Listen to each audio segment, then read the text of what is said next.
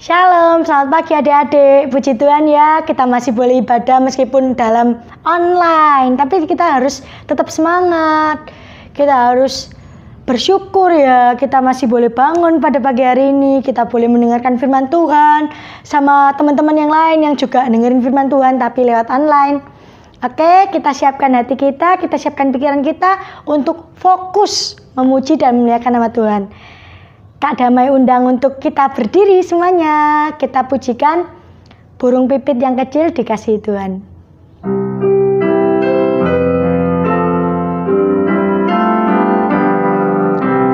Burung pipit yang kecil dikasihi Tuhan, terlebih diriku dikasihi Tuhan.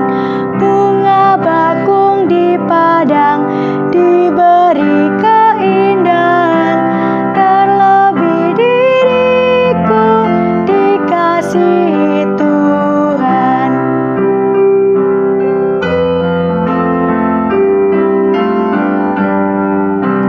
Burung yang besar kecil, bunga indah warnanya, satu tak terlupa oleh penciptanya. Sekali lagi ya, ikutin gerakan Kak Damai seperti biasanya.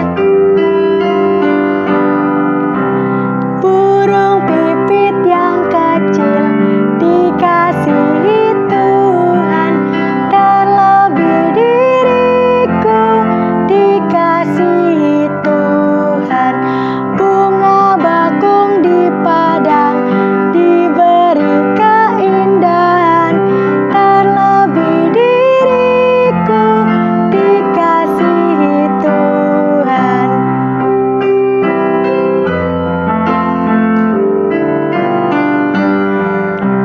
Burung yang besar kecil, bunga indah warnanya, satu tak terlupa oleh penciptanya.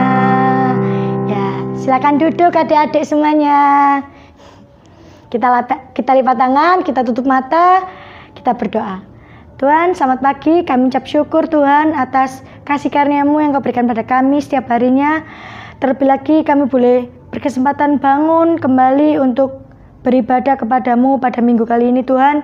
Kiranya Engkau berkati ibadah kami dari awal, pertengahan hingga akhirnya. Juga berkati kami saat sesi firman Tuhan. Kiranya firman Tuhan yang telah disampaikan oleh hamba-Nya nanti boleh berguna bagi setiap kehidupan kami Tuhan. Sebagai anak-anak-Mu, jadikan kami anak-anak yang akan dengar-dengaran terus kepada firman Tuhan Tuhan. Terima kasih Tuhan, hanya dalam nama Tuhan Yesus kami berdoa dan bersyukur. Haleluya, amin. Mari kita pujikan, memperkenankan hati Tuhan untuk kita sebelum mendengarkan firman Tuhan.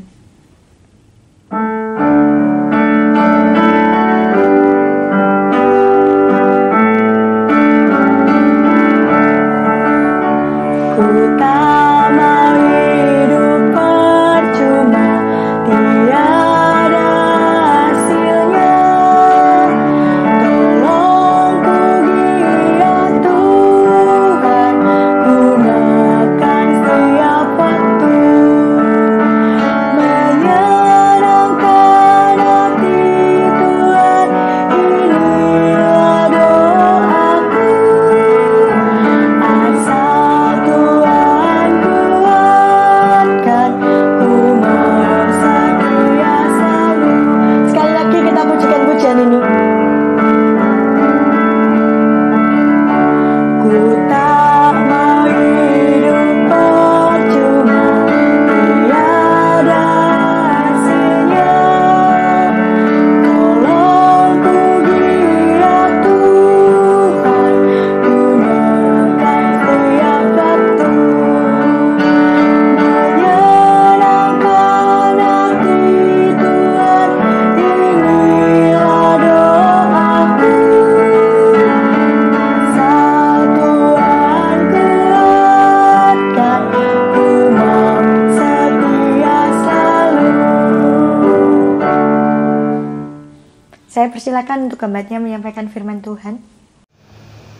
Selamat pagi anak-anak. senang sekali bisa ketemu kembali dalam kelas sekolah minggu pada pagi hari ini. Kita akan belajar tentang satu tema ya pada pagi hari ini dengan tema mengetahui rencana Allah bagi umatnya. Nah, itu dasar Alkitabnya terambil dari Keluaran pasal 1 ayat 1 sampai pasal 2 ayat 10. Nah, anak-anak, setiap kita ini pasti pernah membuat rencana ya.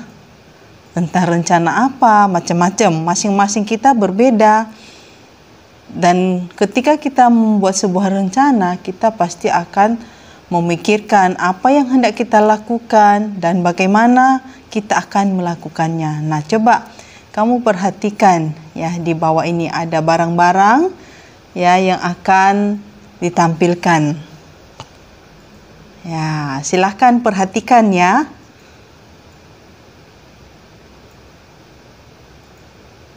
Nah, dari barang-barang ini ya yang sudah kalian lihat di layar, kalau misalnya suatu hari orang tua kalian atau papa mama berencana untuk mengajak kalian pergi rekreasi atau liburan ke satu tempat, bisa di pantai, di pegunungan, dan lain sebagainya.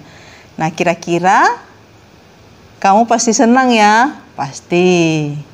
Nah, kira-kira kalau misalnya kamu diajak dari barang-barang yang sudah kamu perhatikan tadi, kira-kira kamu mau bawa apa saja? Nah, pasti banyak ya. Kamu bisa jawab ya di hati masing-masing. Ya, apa yang mau akan dibawa? Ya, supaya nanti ketika rencana itu dilakukan, barang-barang yang sudah kalian persiapkan bisa dibawa ke sana ya, dan kalian bisa pakai, pergunakan sehingga menambah sukacita kalian ketika rencana itu akan dilakukan. Nah, hari ini ya kita juga belajar ya tentang Allah memiliki rencana yang penting bagi umatnya. Ya. Dan kita akan belajar tentang satu tokoh ya, yaitu tokoh yang bernama Musa. Pasti tidak asing bagi anak-anak ya. Dan bagaimana Allah memelihara dia, kemudian bagaimana Allah mempersiapkan Musa ini untuk tugas khusus. Dan ini merupakan bagian dari salah satu rencana Allah bagi umatnya, bagi bangsa Israel pada saat itu. Nah, anak-anak masih ingat ya satu cerita di dalam Alkitab, yaitu keluarga Yakub yang pindah ke tanah Mesir ketika pada saat itu terjadi kelaparan di seluruh dunia. Ya, hanya di Mesir di mana waktu itu Mesir dipimpin oleh yaitu Yusuf ya. Dan di sana mereka tidak kekurangan. Akhirnya keluarga Yakub pindah ke Mesir ya. Nah, setelah pindah ke Mesir, maka keluarga Yakub ini pun bertumbuh banyak di sana ya. Mereka semakin banyak yang melahirkan anak, kemudian ada cucu dan cicit semuanya. Ya. Yang dulunya mereka tinggal di Kanaan, tapi setelah itu mereka pindah ke Mesir dan di sana mereka semakin banyak sekali. Nah, setelah mereka semakin banyak, mereka sudah enak di sana ya, sudah nyaman, tidak kekurangan. Nah, tetapi mereka lupa ya anak-anak kalau sebenarnya Tuhan sudah mengatakan kepada Abraham sebelumnya, nenek moyang mereka, bahwa mereka itu nanti bukan memiliki tanah Mesir ya, tapi mereka dijanjikan untuk tinggal di tanah Kanaan. Tapi anak-anak, karena mereka sudah nyaman sekali dengan semua yang ada di Mesir, nah mereka lupa ya janji Allah itu kepada Abraham. Nah, tapi Allah tidak lupa janjinya itu kepada Abraham. Ya, walaupun sudah bertahun-tahun berlalu, Allah tidak pernah lupa. Ya, karena Dia sudah merencanakan sebelumnya bahwa nanti keturunan Abraham ini akan memiliki tanah Kanaan dan tinggal di sana. Ya. Nah, jadi setelah mereka semakin banyak di sana di Mesir, ya, kemudian rajanya juga berganti. Raja Mesir ada Firaun namanya yang baru, ya, bertata. Dia melihat bahwa wah, bangsa Israel ini semakin banyak ya. Ini akan mengancam mereka, orang-orang Mesir, ya. Mereka akan lebih kuat dari orang-orang Mesir. Maka Raja Firaun yang baru ini mencoba memikirkan bagaimana cara menghentikannya. Ya, dia tidak senang bangsa Israel itu semakin banyak. Ya, maka dia melakukan ya sesuatu. Dia menjadikan bangsa Israel tadi yang tinggal di Mesir sebagai budaknya. Kemudian dia juga memaksa mereka bekerja keras, ya, membuat batu bata dan membangun kota-kota baginya. Ya, tapi walaupun Firaun berbuat kejam dan jahat kepada umat Allah, tapi Allah tetap mengasihi, memberkati bangsa Israel. Ya, dengan salah satunya ya semakin banyak bayi ya yang dilahirkan di dalam keluarga-keluarga Israel. Artinya bahwa mereka semakin bertambah banyak lagi. Ya. Nah, ketika Firaun melihat semua apa yang terjadi, maka dia memikirkan cara yang kejam lagi untuk menyingkirkan orang Israel. Dia membuat peraturan ya bahwa setiap bayi laki-laki yang dilahirkan di dalam keluarga Israel harus ditenggelamkan ke dalam sungai Nil. Nah, sekarang setelah mendengar perintah itu, keluarga-keluarga bangsa Israel menjadi ketakutan. Mereka takut ya, apa yang akan mereka perbuat ketika misalnya mereka melahirkan anak laki-laki. Mereka bingung bagaimana cara menyelamatkannya. Tetapi anak-anak ya, dalam masa-masa yang sedang sulit ini yang dihadapi oleh bangsa Israel, ya, Allah itu mulai mengerjakan rencananya. Di mana pada zaman itu, ya, ternyata seorang bayi laki-laki lahir ya, dalam sebuah keluarga orang Israel, dan bayi ini sangat dikasihi oleh orang tuanya. Jadi ketika ia lahir, orang tuanya menyembunyikan ya bayi ini sehingga tentara Mesir tidak mengetahui keberadaannya. Ya. Kemudian tentunya anak-anak ya, seiring berjalannya waktu, tentu bayi ini kan semakin bertambah besar. Ya, dia sekarang sudah mulai suaranya lebih besar, kemudian dia sudah mulai bisa tertawa dan dia sudah mulai berceloteh, ya sama seperti bayi-bayi yang kalian lihat juga, ya. Nah, ibunya sudah mulai bingung, ini tidak mungkin lagi bisa disembunyikan. Dia takut kalau misalnya tetangganya tahu, ya, ternyata ada bayi yang disembunyikan yang lahir. Nanti orang yang mendengar bisa-bisa memberitahu kepada tentara Mesir, lalu mereka bisa mengambilnya dan membunuhnya. Nah, tapi Tuhan tidak tinggal diam. Ya. Tuhan memberikan pikiran, Tuhan memberikan hikmat kepada ibu bayi ini untuk memikirkan cara yang luar biasa, ya, supaya bayi ini diselamatkan. Ya. Sang ibu ini Ya, dia membuat sebuah keranjang ya, yang dia ambil dari tanaman yang disebut pandan ya. Pada saat itu ada di sana. Kemudian dia menganyamnya menjadi sebuah keranjang, dan di dalam sebuah keranjang itu dia meletakkan bayi itu.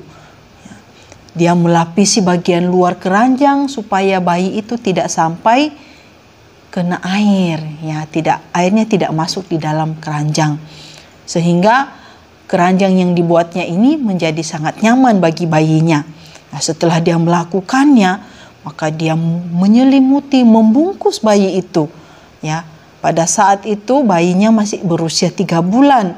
Kemudian dia meletakkan keranjang tadi di antara bulu-bulu tanaman di tepi sungai ya, jauh bersembunyi dari prajurit Mesir.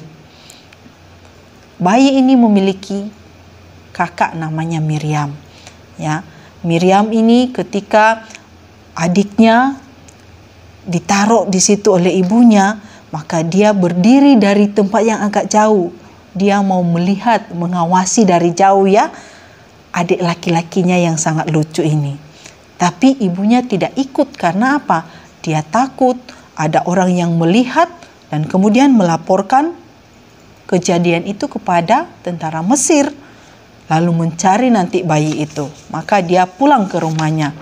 Nah, setelah dia melakukan itu, maka tidak lama kemudian datanglah putri Firaun dan dayang-dayangnya. Mereka menyusuri tepi sungai. Lalu putri Firaun ini melihat, loh, kok di sana ada sebuah keranjang ya di antara bulu-bulu itu. Maka dia menyuruh dayang-dayangnya untuk mengambilnya. Ketika putri Firaun melihat keranjang itu, wah, ternyata dia melihat bayi yang sangat lucu sekali. Ya, dan bayi itu mulai menangis. Dia merasa kasihan kepada bayi laki-laki itu, dan dia berpikir bahwa bayi ini pasti bayi dari orang Israel. Nah, kakaknya tadi yang melihat, mengawasi dari jauh, dia kemudian mendekati, melangkah maju, ya, mendekati putri Firaun. Ya. Dia mengatakan, maukah Anda saya panggilkan ya seorang inang penyusu ya dari perempuan Ibrani untuk menyusui bayi tuan putri ini? Maka putri Firaun itu senang, ya. Dia memerintahkan Miriam untuk pergi, ayo carikan. Carikan inang pengasuh. Ya, maka hati kakaknya sangat senang. Ya, Miriam langsung berlari-lari pulang ke rumah. Dia menceritakan apa yang terjadi. Ya, dan dia mengatakan, menyuruh ibunya untuk pergi menghadap putri Firaun. Maka ketika putri Firaun dan ibu dari bayi ini ketemu, maka putri Firaun mengatakan, ayo kamu bawa bayi yang kutemukan di dalam antara bulu dan di sungai Nil ini, rawatlah dia untuk saya. Ya, saya akan membayar kamu berapapun sampai bayi ini bertumbuh dengan besar, sampai besar dan sehat. Ya, lalu tentunya putri Firaun tidak tahu bahwa ternyata inang penyusu dari bayi ini adalah ibunya sendiri. Ibunya sangat senang, dia membawa bayi laki-laki itu dan merawatnya untuk putri Firaun. Nah, setelah anak-anak itu tumbuh dewasa, maka dia membawa kembali anak itu kepada putri Firaun. Dan putri Firaun mengangkat dia menjadi anaknya. Putri Firaun menamai dia Musa, ya. Jadi namanya adalah Musa, ya. Karena apa? Dia mengatakan, aku telah menyelamatkan anak ini, bayi ini dari air sungai Nil. Ya, tetapi anak-anak, inilah bukan akhir dari cerita ini. Ya, sesungguhnya cerita bayi laki-laki ini hanyalah awalnya saja. Ya, awalnya saja dari rencana Allah untuk menyelamatkan bangsa Israel saat itu yang sedang berada dalam penindasan di tanah Mesir. Ya, melalui bayi Musa tadi, ya, Allah sedang mempersiapkan seorang pemimpin, ya, untuk nanti memimpin bangsa Israel keluar dari tanah Mesir menuju tanah yang sudah dijanjikan oleh Tuhan, yaitu tanah Kanaan. Ya, jadi Allah menyelamatkan Musa dari kematian dengan cara yang begitu luar biasa, ya. Kemudian membawa dia di istana Firaun. Nah, di sana Musa Tuhan persiapkan, ya, melalui pendidikan-pendidikan yang ada di dalam kerajaan Mesir. Ya, dia diajarkan semua ilmu. Nah, tetapi itu semua adalah bagian dari rencana Allah untuk mempersiapkan Musa ini untuk memimpin bangsa Israel kelak. Sungguh luar biasa, ya. Nah, anak-anak, ya, sama seperti Allah memiliki rencana yang istimewa bagi bangsa Israel, nah Allah juga memiliki rencana istimewa bagi umat perjanjiannya. Ya, umat perjanjiannya ini siapa? Yaitu saya dan kamu dan semua orang-orang yang percaya kepada Kristus. Kenapa? Ya, karena apa? Allah itu sangat mengasihi kita dan Allah ingin kita melayani Dia. Dia mau kita percaya dan taat kepada firman-Nya. Nah, di dalam firman-Nya yang kita baca, ya, Dia telah mengatakan kepada kita apa yang harus kita lakukan dan bagaimana kita harus hidup. Nah, tetapi kita jangan takut, ya, karena Allah telah merencanakan hal yang istimewa kepada kita, maka Dia tidak akan membiarkan kita, ya, menjalani dan melakukan firman Tuhan itu sendiri. Tetapi Allah sendiri berjanji bahwa Dia akan menolong kita supaya kita bisa mengerti firman Tuhan dan menaatinya dengan baik. Ya, jadi pertolongan kita itu datangnya daripada Tuhan, ya. Jadi bukan kita sendiri yang melakukannya, tapi Tuhan beserta dengan kita untuk melakukan segala apa yang sudah Dia firmankan di dalam firman Tuhan, ya. Tuhan adalah Raja yang perkasa atas seluruh ciptaannya.